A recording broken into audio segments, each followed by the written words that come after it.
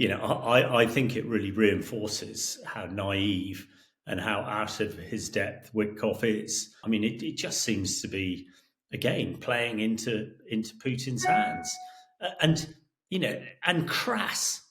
A lot of this conversation talks about how Putin should be nice to Trump and congratulate him on all of his great successes. I mean, crikey, you would have thought there were a couple of racehorse dealers or owners, at a racetrack congratulating each other on how well their horses have done. I mean, it would be funny if it wasn't so tragic, but I think it is pretty tragic. And trying to cover it up and say something it's not, I think is much to Trump's chagrin than anything else. Hi, I'm Jo Crawford and welcome to Times Radio's Trump Report. Today I'm joined by former British Army Colonel and military analyst Hamish de Bretton-Gordon. Thank you for joining me on the Trump Report today. Thanks very much for having me. Well, it's been a whirlwind of a week, hasn't it? Where would you say we're at in terms of this peace plan to end the war in Ukraine? Well, as you say, I mean, it's been toing and froing all week, or really since last Friday, when the 28-point plan that was produced, which allegedly was put together by the Americans and the Russians. I mean, there's quite a lot of controversy behind it.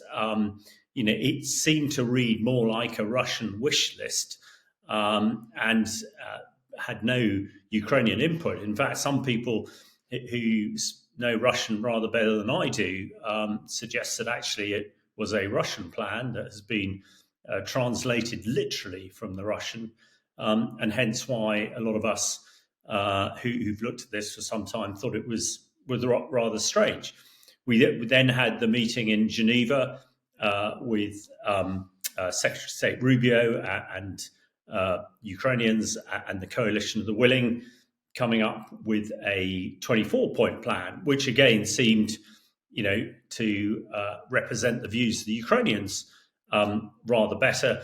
And since then, we've had another version, apparently with President Trump's fingerprints on it. Also, Secretary of the Army Driscoll, who has been meeting Russians and Ukrainians in the Middle East, we understand.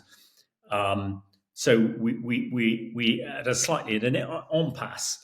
I was speaking to Ukrainians in Kyiv extensively this week, and really the main sticking point for them is the Donbass and giving up the Donbass and giving up their military. Now, the latest plan that we're hearing coming out of the US is more, I think, something that the Ukrainians can agree with and doesn't allow for the giving up of the Donbass. And I think the other thing to consider here, it's the Russians are really heavily pushing this.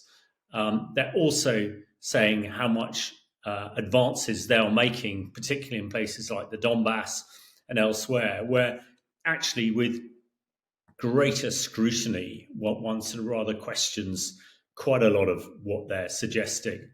And I think today people are realizing actually the Russians do not control Petrovsk, the city in the Donbass that they've been fighting over for years, certainly many, many months. So the picture is slightly opaque.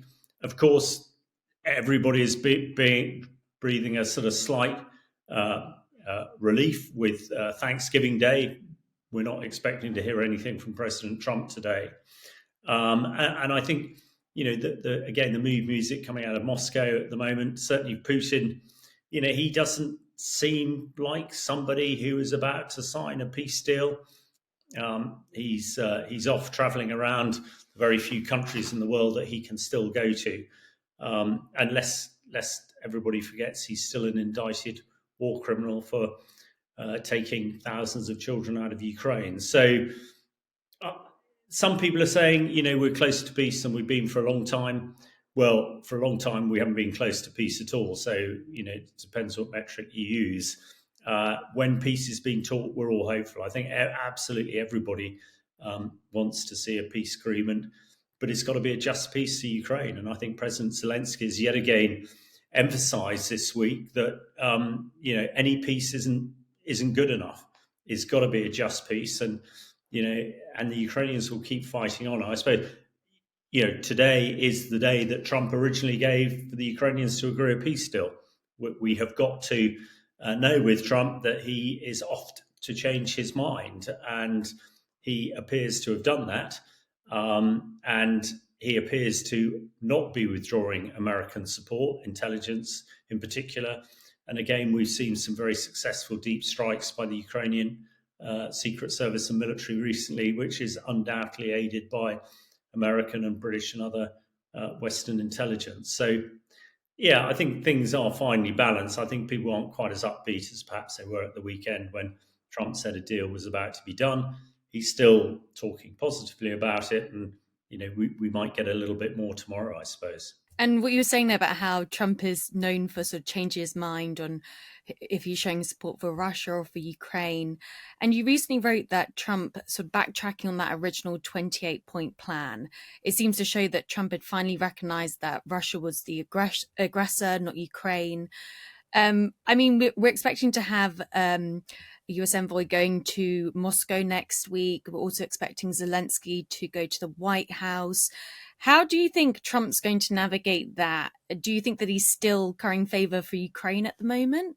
I think also what I've written about is I think Trump has perhaps had a bit of an epiphany. Maybe I'm sort of over judging it slightly. I mean, my impression has always been that, in effect, Putin is an ideologue. Ideology is what has driven him. That's why he invaded Ukraine. He wants to rebuild the Soviet Union as was. He wants to rebuild a greater Russian Federation. Whereas we know Trump is a materialist. It's all about the deal. It's all about money. Now, unfortunately, he cannot buy Putin, and that seems to have been his strategy. These talks about rare earth mineral deals, reconstruction deals, sanctions, and all this sort of stuff. It actually doesn't mean a great deal to Putin. I mean, let's face it, he's been responsible for 1.5 million Russian casualties. You would think that would sit very heavily on his shoulders. It doesn't seem to at all. Whereas, Trump, I'm sure if Trump made trillions of dollars, that is the sort of thing that fires his rockets. So I think you've got two completely different people here. One, a businessman, and one, a tyrannical political leader. And to try and sort of meld the two is virtually impossible, especially when it comes to negotiation. I mean, I have written also that those who would replace Putin, Mishkin, the prime minister, and some of the other key deputies, now they do appear to be materialistic. And if Putin was disposed, then I'm sure Trump could do a deal with them and pay them off, and they would be happy with that. But that is not the situation that we are facing at the moment. So I think that's a critical place where we are. But with Witkoff, who again, unfortunately, I think Witkoff is in Trump's image, and he's new to this strategic negotiation game. Certainly, when it comes to military things and political things rather than just real estate. And I think he's been pretty witless. He's been hoodwinked in Moscow on a number of occasions, and it seems almost that President Putin has given Witkoff the brief that he should give to Trump. I mean, it's just bonkers. So the fact that Witkoff is off to Moscow again, I'm not holding my breath, certainly not for very long. But the fact people are still speaking, then that is good news. But we've all been talking how close to peace we are, but there's absolutely been no stop in the Russian attacks on civilian infrastructure and civilian residential areas, and we've seen some of the worst civilian casualties in the last week of the whole war. So, yeah, I think this is real politique, and we've got to absolutely play it as it is. And there's been an awful lot of wishful thinking, I think, in the West.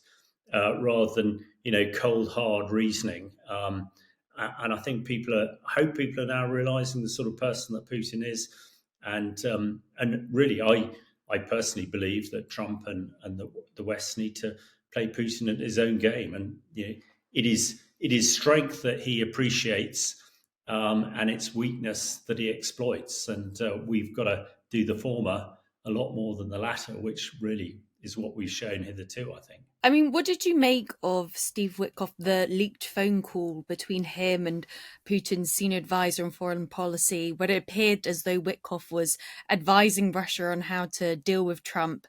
But then we had Trump coming out in defense of Witkoff, and he was saying that it was a standard thing and what a deal maker does to sell a peace deal. What did you make of those comments by the president? Well, I think it really reinforces how naive and how out of his depth Witkoff is. We're not quite sure what sort of communications system they were using. Some people are suggesting it's WhatsApp, but it would be bizarre if they weren't using some end-to-end encrypted sort of medium like WhatsApp or Signal. So the fact it's been leaked means that somebody has done it at some end, and it's most likely the Russians, because it just completely undermines the Western position. This might be the way you do business when you're flogging a car or some real estate, but when you're talking about international boundaries and the blood and flesh of thousands of people, this is absolutely not. I mean, it just seems to be, again, playing into Putin's hands, and crass. A lot of this conversation talks about how Putin should be nice to Trump and congratulate him on all of his great successes. I mean, crikey, you would have thought there were a couple of racehorse dealers or owners, at a racetrack congratulating each other on how well their horses have done. I mean, it would be funny if it wasn't so tragic, but I think it is pretty tragic. And trying to cover it up and say something it's not, I think is much to Trump's chagrin than anything else. So again, with all these sort of things, and we discuss these things regularly, you just have to move on. One can't dwell on it too much, and must hopefully that these people remind themselves and don't forget that it is a peace, and a just peace is what they've got to do. But Putin doesn't want a just peace for Ukraine, absolutely not. And US is not the honest broker. US is part of NATO, and Putin is the main threat, the enemy of NATO. So yeah, I think it's been really, really unhelpful, and it's shown Witkoff in particular in a pretty poor light. Yeah, and I guess what sort of image, what sort of message does it send to Russia if Witkoff is being if Trump is defending Witkoff and he's expected to go to Moscow next week? Well, I think it shows that the Russians can manipulate him, as they like, and you can just imagine him turning up at the Kremlin and Putin slapping him on the back and saying, "Oh, how terrible you've been exposed like this. Do come and have another glass of, my most expensive vodka, and to wash down, the sturgeon eggs or whatever." I mean, it's, very, very strange way to do business. And I think, again, it's a sort of naivety.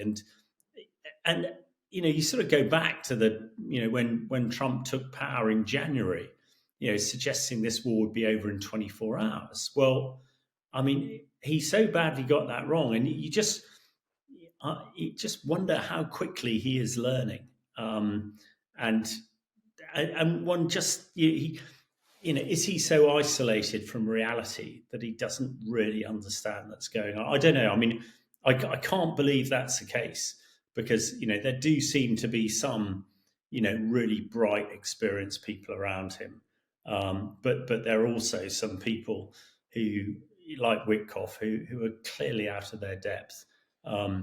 But ultimately, if they can negotiate a just peace for Ukraine, then I'll be the first person to eat my hat, as it were. I mean, what do you expect to happen in that meeting next week? Well, let's hope that Witkoff puts the 19-point plan, or whatever you're calling it, because that seems to be one that Ukraine is prepared to go with. And the key thing is to a ceasefire straight away.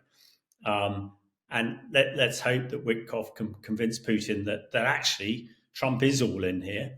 And if Putin doesn't agree, then Trump's going to go all in and give those cruise missiles that terrify the Kremlin so very much, and everything else that they need. Because whatever bravado is coming out of Moscow and the Kremlin at the moment, it's very clear that the Russian military has almost culminated. No military can suffer 1.5 million casualties and still be efficient. And one just, I put my soldier's sort of hat on and look at some of the individual engagements that are happening around Petrovsk and elsewhere at the moment. Yet these are not professionally, highly trained, effective Russian forces. I mean, they are virtually cannon fodder being thrown, towards Ukrainian guns, and they're only making progress by horrific amount of casualties. So, I don't think, whatever the Russians are saying, there is no great breakthrough. I don't think Ukraine is about to collapse anytime soon. But I know that Ukrainians are desperate for peace and absolutely exhausted by war. So Witkoff has got to impress on Putin that is the case. And maybe if there is enough inducement from the American president, that Putin can see a way to peace and a way to rebuild his shattered economy, then that might just, pique his interest. But I do go back to one of my early points that Putin is an ideologue, and he doesn't. Yeah, I say he's not materialistic. We know he's incredibly wealthy and he's got palaces and villas and yachts all over the place, but that doesn't seem to be the thing that defines him. It's his ideology and his desire to be, the next great czar, as it were, rather than, the richest man in the East. And it doesn't seem as though Russia is making any sort of leeway over points like Ukraine joining NATO or limitations on Ukraine's army size as well, doesn't it? Yeah, there are very, very few concessions coming out, and actually we've had no real reaction. Lavrov, the foreign secretary, who we thought had been, been pushed off a balcony recently, has now reappeared, and presumably Putin has told him to, get back on the soapbox. And again, he's sort of spurting some pretty extraordinary things, which are plainly lies. They're plainly just not true. It's Russia or Putin, the Kremlin, however you want to frame it, just are not in the mood of offering any concessions that would really help in any way at all. I think they have really got to be forced. And the cessation of hostilities now on the current front lines, to me, seems reasonable. I mean, Ukraine is giving up a lot. There's a hell of a lot of Ukrainian land that would still be under Russian control. But the idea of giving up the Donbass, where there are hundreds of thousands of Ukrainians who absolutely don't want to be Russians, and thousands of square kilometers of land that Russia doesn't hold, it's just. I think it's just an absolute non-starter. But I think the only concessions will come is if Witkoff, and in particular if Trump, really forces Putin to do that and forces his hand. And again, it's slightly incongruous. One would have thought, again, as a businessman, Trump and Witkoff would realise that actually it's the European Union and elsewhere that is going to fuel the American economy, not the Russians. I mean, the Russian is, I think, the 9th or 10th largest economy in the world. It's tiny compared to everybody else. So, yeah, one, I know that, again, I've written in the past, what on earth hold does do the Russians have over Trump? One just doesn't know. But certainly the activities recently fuel that speculation. And let's hope that Witkoff can pour cold water on that fuel, but more importantly, get the Russians to agree to a just peace deal that Ukraine can accept. What did you make of the Europeans' response to that original 28-point plan? And their own, they came up with their own version as well. What did you make of their response? And do you think it had influence over the US in any way? Well, I think Europe has been sort of late to the party, and I very much, well, I sort of include us in that. I mean, to be fair to Boris Johnson and all his other issues, I mean, he was pretty demonstrative at the start that Ukraine had to be supported. But actually, we didn't have the sort of military conventional deterrence to back that up. What President Trump has done, though, to his credit, is galvanize Europe to realize that actually Russia is a much bigger threat to us than it is to the States. And we have paid lip service to our own defense since the end of the Cold War. And I think this is an awakening of the fact that Europe, and it is a military giant that has been sleeping, without wanting to use too many corny phrases here. And the fact that everybody is now spending a lot of money on defense, there seems to be also a new confidence. I think that we've got, Friedrich Merz, the leader of Germany, is a much more forward-leaning and realizes that Germany, who you could blame for a lot of things in this, for not getting involved in defending Europe, for buying too much Russian oil, etc., they have now realized that actually they're centered to this, and 200 billion on euros on German defense is hugely significant. Building an army to, I think, 250,000 in the next couple of years is hugely significant. So I think with Friedrich Merz, Macron, and the Scandinavian states all rearming and all starting to lean into this, the 24-point plan was, I think, a realization of that, and to be really welcome too. And it did seem to be a bit more balanced. So I think it was helpful, and hopefully it's made Trump realize that although he is the biggest dog in town, he's not the only dog, and the European dog, actually, if it makes sure its claws are sharp enough, could have a very significant part to play in this particular fight. Well, Hamish, thank you so much for joining me on the Trump Report today. Well, thank you very much for having me.